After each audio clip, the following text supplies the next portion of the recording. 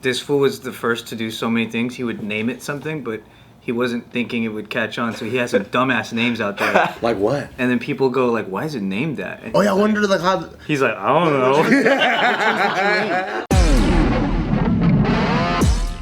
know. Welcome everyone to another amazing episode of Careful Boys. Today we have with us Mr. Steve Terada. Hey! Terada. Legend.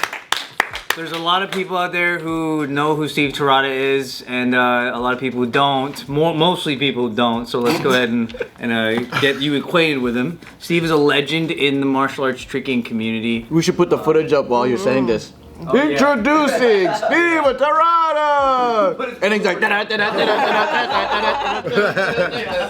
So Steve, he's a member of Quest Crew. He's also, when I met him, I had no clue that he was the same guy I used to watch on ESPN when I was a kid, competing on these, what was it that you were on? U.S. Open karate championships. Wow, for Paul Mitchell? Paul Mitchell was the sponsor. So he's kind of like responsible for the way that tricking is today. Like there's a He large... is responsible. Yeah. Not kind of. Shoulders, yeah. He is responsible. Yeah, and he's not gonna ever say it, so that's why I'm saying it now. Or else you'll never hear it. That's why we're saying it. Yeah, I knew of Steve Terada maybe even since I was maybe in high school.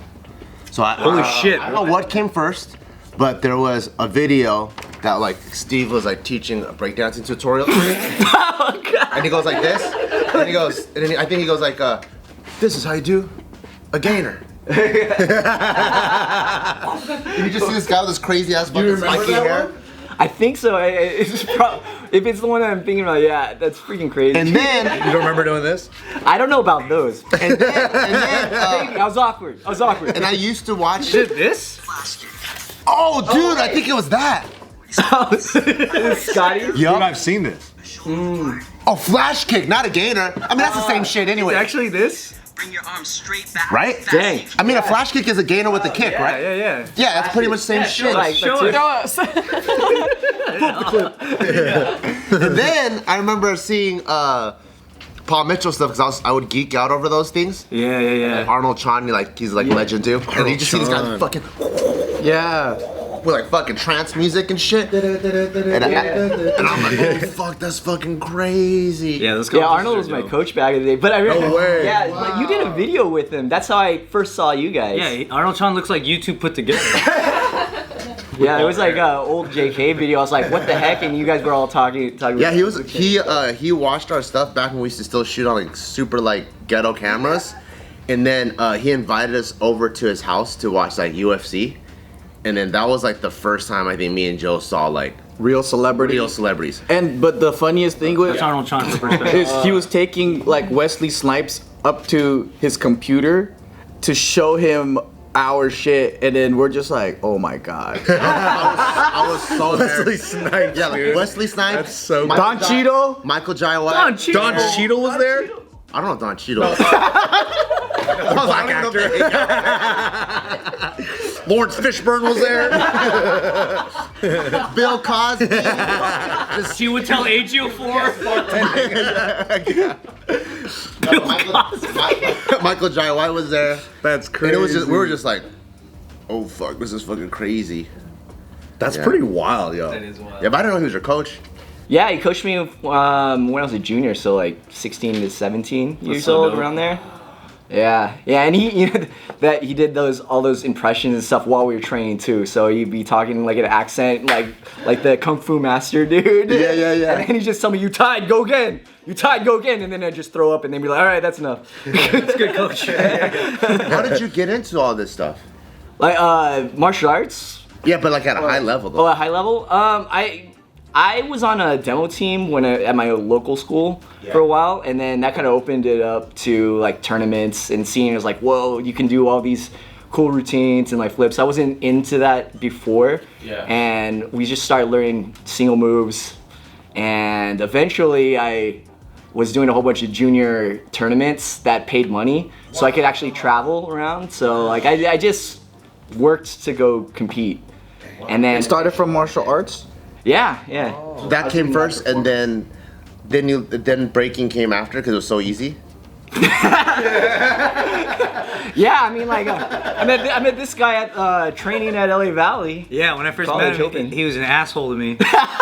What was that? No. Oh, I think Arnold brought us to LA Valley too. It's a community college. Yeah. Oh yeah. That was the spot back in the day. It was just LA Valley. all the best b-boys Yeah. went there. All like, the best stunt b-boys. people. Yeah. They would bring cameras and Yeah. kind of like rehearse routines and like, over the shoulder when he falls and do whatever, like just to like. It was such a I think it was such a trip to be there back in the day because it's the first time you see like a dude breaking, some guy doing flips, a guy with a big ass bow staff, and then Arnold in the corner kicking a bag, and it's so loud. Yeah. And then it'd be like, wow, this is like a paradise. And then I saw this dude doing some crazy flip, one of my first times there, and I went up to him and I was like, hey, how do you do that?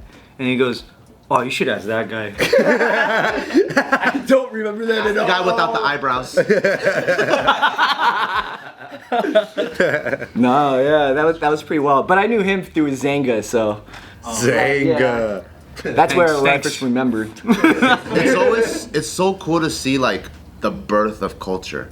Yeah. You know, now you got Jam, right? Kind of like a consolidated place. Right. But like before then, like even in fitness and stuff, there's like almost the culture like precedes what are the brands and stuff of today. And it's cool that you guys had so much passion that you guys would go to just a random community college, and that was like the birth of that culture. Dude, yeah. It's still going today, right? They still do sessions there? Yeah, they still do open sessions, but it's a different crowd. It's a different vibe. I mean, like the old LA Valley was very like a little bunker hangar, and it's all dirty, and the lighting was bad, so it felt a little bit more raw. And you had all these really dope professionals, like all of the cool like stunt people were working there, all the best b-boys, you know. So it was just a good environment to be around. But Yeah. now And it's there's just no like- incentive. It's yeah. just passion based. But I think Yeah. now it's like, oh, he was famous because of this. So there's like it's like a little bit different. You would catch a lot of people that were just humbling, doing their own thing. Like there was this one really old white guy who would climb a rope. He was like an ex-Olympian or Yeah. some shit or something. Yeah. We saw that was a little crew. Yeah.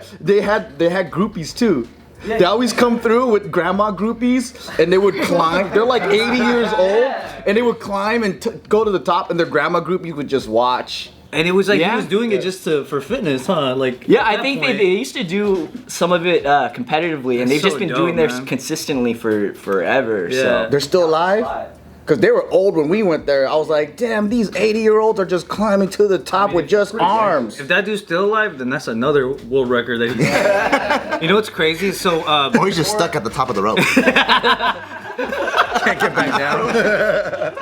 So before, the crazy thing is that he was already dancing by the time that I met him, but I didn't really know that. And then there was a team that I joined called Six Step, and then they asked me to be in a show because he couldn't do it. And I didn't really know him, and they were like, yeah, this Steve Terada guy can't make it because he's competing with martial arts, so can you take his place? So I took his place in the show, and I had his name tag basically because he had prepaid for his pass. Oh, that's so funny. And then and I hadn't even worked with him yet, and I was just like, oh yeah, that guy couldn't go. And then when I finally met him, he was like, hey, you owe me money for that pass. did I say that? No way. But you were kidding. You were kidding. Okay, because damn. You're like, I'm an asshole. It's like $25 to like preset your Yeah. position on there. So you guys were in Six Step together first? Yeah. Yeah. That was wild too, because like one day it was a completely different team, and then like 2 Yeah. weeks later I came back, and then it was like all the Yeah. guys that are currently on Quest. Yeah, so the show so were there. I was like, he didn't know what the hell? Hawk, he didn't know Eris or nothing. And then when he got back from his trip, all of us were on the team, and this was like 2005. Yeah, and he was like, "Who are these new dudes, and why are they so cool?" Honestly, not gonna lie, it was pretty cool. This is crazy. I want to know how this is just me personally. How did Eris get in the group? Because Eris used to date Gio's sister-in-law. Harris. So it's crazy that it's like there's if you go to Gio's mom's house, there's pictures of Eris from high school. Who's her sister-in-law? Her name's Claudia. Because that's what in the beginning when Quest first like got big from ABDC, we would go to the Such an Asian Eris events, right? thing. We would go to Such a Asian bachelor. events, and then Gio would see Eris and be like, "Hey!" and they're like hugging. I'm like, What? How do you guys know each other? That must have been in like early high school because I don't think I know her. That's hilarious. Isn't that crazy? Like just a small world. It is, yeah. But he was always in. Next time I go, I'll take a picture. Please do. I'll send it to you guys. So they're like prom pictures? Yeah, like prom pictures. What? Like that? Yeah. I'm like, what the? That does not surprise me. I know, it does not surprise me. Yeah, Secret lover. That's funny. Yeah, that was just because Eris was in every b-boy crew I was in since I was 17. 18. Really? And I just everything we did, he always like came along and did it too. Yeah. There's no rules in dance about being in different groups like Yeah, that. Joe's mad about this, dude. He's like, what? He gets mad about hood hoppers. No, we always started crews and they failed, and then we started another one. And See, that's okay. yeah, we didn't. You gotta finish one before you. Can't be in all of them at the same Joe's a time. man of principle, dude. He doesn't Yeah. fuck around. But like, you know what I wanted you to explain, Steve, is like what happened with you in martial arts that gave birth to like the form of tricking that you brought around the world. Oh. Well, I know Korea had a lot to do with it when you went to like teach Korea.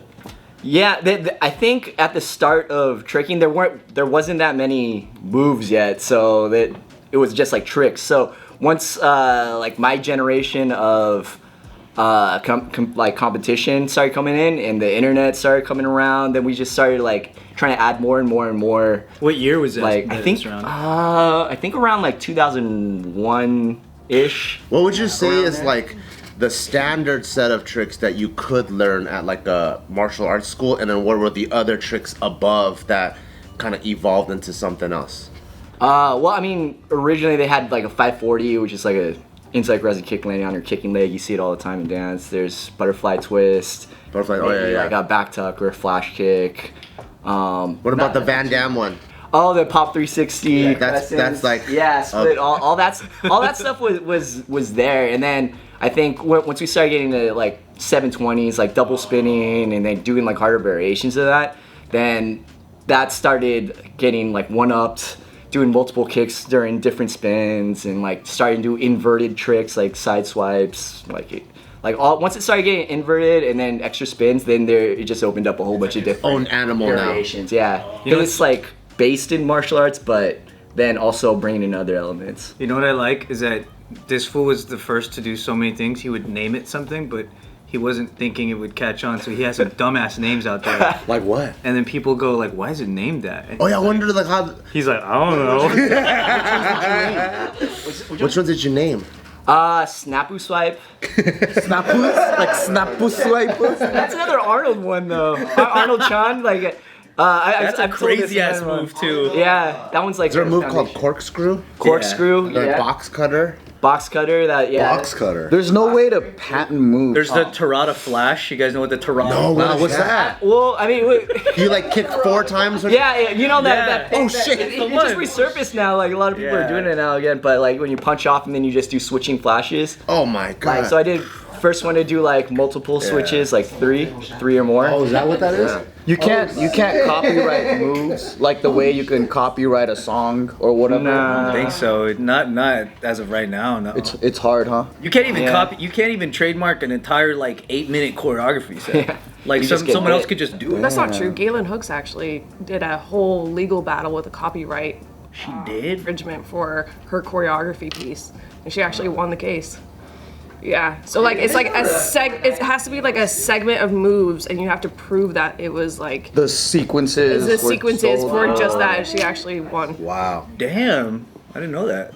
Dang. That'll be interesting, because then I think the stuff about innovators is oftentimes like it's like a pyramid, right? You got the innovator, and then like you have like the top creators that know how to translate that to the public or whatever, and then they get known as the guys that are like doing the move, but they actually like learned it from the innovator. And every I think industry is shaped this way, where like the ones that invent things, they actually don't translate it to the public the way that the people in the middle translate. That's true. it. Yeah. Yeah. It's like most things. That is what happens. Like most art, most films, all that stuff. Like the best, like the director's director would be like, no one likes that lame shit. You had some guy you never heard of. Yeah, but then the director's all cream for them. You That's know? like what happened with anime, Perfect Blue, when they took all the shit from Perfect Blue and all these movies do it now. But back to you. Back to Steve The Terada. cool thing about you What is about that Korea? all your shit's on video. Yeah. At the start, it was like the brink of internet. So Yeah. You had to download his clip, took forever. What were you saying about Korea? Oh yeah, like I was one of the first Americans to like go out there. So before that, Do they view you as American? Or they view you as dirty Japanese. American Japanese. Even worse. Yeah, even worse. Even dirtier. Even Because like you're fourth gen Japanese American. Yeah, fourth gen. Fourth gen. Wow. American dude. Dude. So But you went out there and you taught them martial arts tricking specifically? yeah, I just went around and did a whole bunch of demos and at like the Kwan, which is the Taekwondo world headquarters. I went to different universities, trained with them, did like news spots, had Yeah. to speak Korean. You That did? yeah, a little bit. But, They told you what to say? yeah, I didn't. On your hey so. Pretty much is the whitest dude trying to speak Korean that's never heard it before. So, but Damn. yeah, I did all those, and then they just pretty much took whatever I showed and then trained it up like the Koreans do. Yeah. And then then they just expanded on it. Because I remember you said that the next time you like went back or saw them, they were like a different level. Whoa. Yeah, that's kind of how it went. Because like whenever the Americans would go to a different place, they there wasn't that much footage back then. So whatever they would see, they would just practice and practice and practice that. So like in Europe and in Korea, so whatever they saw, I was like the foundation Yeah. in Korea for like tricking and that. And I still talk to all those guys, like the Korean Tigers, Dude, or like yeah. Mincho. He's like really big. He's a Red Bull. I thought it was cool. I was trying to relate to this dude when I met him. I'm like, yo, check this clip out. And it was Korean Tigers, these guys that were, and he's like, oh yeah, I know those guys. I used to train him. But like he didn't tell me until way later that they do that because of him. They're my Cool they're my guy. students. That's all. There any stunt group of people that I've hung around, they always bring up your name at some point. Really? Yeah, because you're a fucking legend, dude. You don't know that? You don't know that you're a legend? Nah, he's so fucking humble about They it. always bring his name up, and I always heard this name, Steve Terada, Steve Terada. And then you have to have a moment of silence and shit. Yeah, and we all take time. We all put it. It's probably they're probably younger guys though. Not, well, I don't know. I don't know if they're younger. I think they're, like Gemma, you know Gemma? Oh, Gemma, yeah. She talked about you a bunch, and I was like, I've heard this name from my friend Ryan. Because Ryan always brings you up. Yeah. And then everyone like starts talking about how cool you are and all the moves you innovated. And I'm like, holy shit, I had no fucking idea. We have a video with Gemma. Gemma Nguyen? I kicked her and then she was a backflip after. Why'd you kick her, dude? Because we were teaching women self-defense. No joke. It was a women's self-defense course, and we just ended up beating up all the girls. That's fucking awesome. Yeah. Nothing was effective. You used to compete together with her for things, yeah? Yeah. Actually, she competed before I did. Wow. She was a little ass kid. I'd have videos of her competing when she's like, I don't know how old she was, but she was like 2 feet tall. But yeah. So I joined the circuit that she was doing. Oh, okay. Then we trained for a little bit together too, even though she's like from Virginia, I think. But Yeah. it's like sometimes we meet up and like train depending on like what tournaments. I'm always so interested how people that are really young get crazy passionate about stuff. Was it something that was just in you, or your parents like pushed you, or? I think originally for martial arts, I got bullied a little bit when I was younger, and I was super quiet, didn't talk or anything. So like I didn't like all the yelling at first, and then I came back like a few years later. Yeah, I didn't like any of that. Doing the student creed, like yelling, I'll be like just confused Those are my at the time. But yeah, I got into it after that, and then I just fell in love like with the technique because you're just getting instructed and like doing this. I was like, oh, I can remember all this stuff, and then just that self-confidence came from taking class and learning and getting better. And then I had really good instructors too, encouraging, so that helped a lot. That to just solidify that I really liked it because I kind of quit all my other sports for martial arts. Did you grow up here? Yeah, I grew up in Thousand Oaks. Oh, the Valley. Yeah. Perfect place for all that stuff, though. It's like martial arts central. I know. Dang. First time I saw your stuff was like, I think you were doing nunchucks. Really? or was it size or the like XMA. it was like this. Commas. Yeah, commas. Yeah. Yeah. And you're doing flips and kicks and stuff, and I was like, wow, this is like martial arts, but like video game martial arts. I didn't even know what the hell it was, cause I done martial arts, but like I'm like, when are they gonna teach me this shit? Yeah, what level is that? Hey Steve, can I ask you a really personal question on camera? What's up? How many times have you competed to the Mortal Kombat theme song? Ooh, competed? Zero, but I've definitely done demos. You never used it? No, yeah, that was like Everybody did. generation, little More like an before, but ATV guy. I've done demos. With the Mortal Kombat song? Oh, for sure. Yeah, bro, I bet you go. For sure. You go off to that. Yeah, because Hey, play some right now, dude. Can I show you guys one of the things that I first saw him in? Yeah. Hell yeah. Hell yeah, dude. Oh shit! Yes! Memoirs of a Geisha? You were in it? What the hell, dude? Wow. Catching eyes, boy. that's my first. You must have stunt been job. like 19 or something, or whatever. Yeah. I think I was like 19 Right? or whatever. Oh, but and that's he's how I got in inside. freaking Three Ninjas. Which one? The Mega Mountain one? No! No, kickback. I know, but I didn't You do just kick anything. You're in Three Ninjas? In the baseball scene when they're doing all that, I bought a hot dog, bro. Hot dog. I mean, it was a big hot dog, you know. Is that the one with Hulk Hogan? No, I did kickback. So the second one, not the. Wait, the one in Japan? Yeah. It's the best one. Wow, That one was pretty sick. Yeah. But yeah, I was. So were you in Japan? Nah, it was the first part of the movie where it's over in the valley.